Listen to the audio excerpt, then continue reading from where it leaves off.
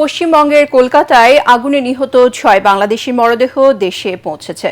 শনিবার ভোমরা স্থলবন্দর দিয়ে সাতক্ষীরায় পৌঁছায় নিহত আলিমুজ্জামান সাজুর মরদেহ। অন্যদিকে কুষ্টিয়ার একই পরিবারের ৪ জন ও সাফারের আহমেদ বাবুর মরদেহ বেনাপোল সীমান্ত দিয়ে দেশে আসে। এছাড়াও কলকাতার নিমতলার শ্মশানঘাটে শেষকৃত্য সম্পন্ন হয়েছে সাতক্ষীরার রেবতী সরকারের। সাতক্ষীরা ও বেনাপোল প্রতিনিধির পাঠানো তথ্যচিত্রে আরও জানাচ্ছেন তৌহিদুর রহমান নিশান। ভারতে চিকিৎসা নিতে গিয়ে কলকাতার হোটেল শিখাইনে আগুনে প্রাণ হারান সাতক্ষীরার কালীগঞ্জ উপজেলার আলিমুজ্জামান সাজু ও রেবতী সরকার।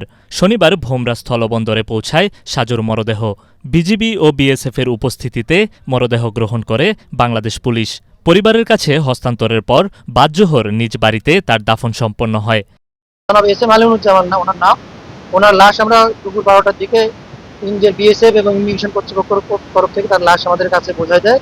আমরা বাংলাদেশ ইমিগ্রেশন, ভোমরা পুলিশ, ভোমরা ইমিগ্রেশন চেকপোস্ট এবং বাংলাদেশ বিজিবি ভোমরা চেকপোস্টের যিনি দায়িত্বপ্রাপ্ত অফিসার ছিলেন, আমরা লাশটা 12টা থেকে গ্রহণ করে যিনি মারা গেছেন ওনার ভাই জনাব এস.এম. নুরুন নবী, ওনার কাছে ওনার ভাইয়ের লাশটা আমরা বুঝিয়ে দিই।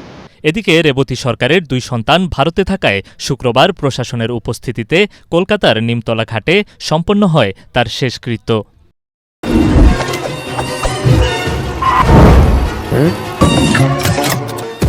নৌকামান মশা দিবসে এক্সট্রিম সমাধান।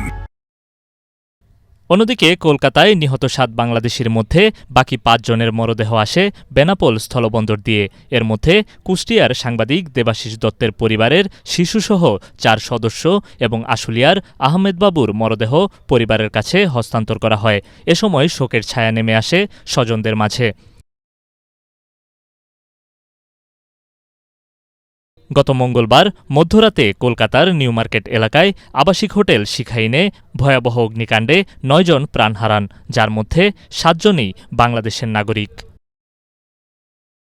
তৌহিদুর রহমান নিশান, এটিএন বাংলা।